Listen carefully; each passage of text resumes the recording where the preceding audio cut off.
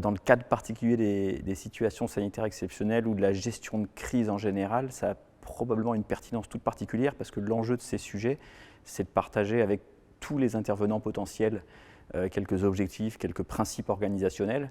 Doit permettre de toucher un maximum de personnes pour s'acculturer à la préparation et à la gestion de toutes les situations sanitaires exceptionnelles. Il se complète avec les formations présentielles, il permet d'acquérir des compétences, de prendre connaissance de la globalité d'un sujet. On sait aussi que dans des grands exercices, on ne peut pas tout voir.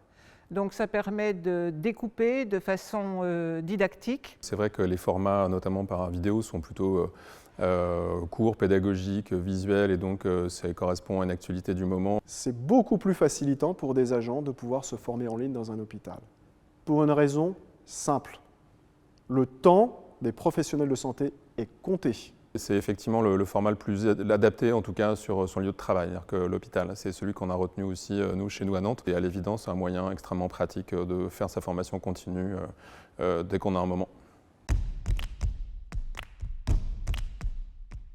Tout le monde doit se former au SSE à l'hôpital. Lors des situations sanitaires exceptionnelles, nous savons l'importance de l'ensemble des acteurs sur les différents segments de la prise en charge et en particulier les primo-intervenants. Tous les intervenants, tous les personnels d'un hôpital, quel que soit leur métier, quelle que soit leur fonction, tous les personnels des services de secours, des services de police, des services préhospitaliers, des services de l'État de manière générale. Cette thématique SSE, elle concerne l'intégralité des soignants. On le voit bien, en fait, le risque qui nous concerne ne concerne pas uniquement ceux qui sont au courant, il nous concerne tous. Écoutez, bonne e-learning à tous, bonne formation à tous. Je vous souhaite d'être extrêmement attentifs et de prendre beaucoup de plaisir à la lecture et au visionnage de ces différentes capsules vidéo.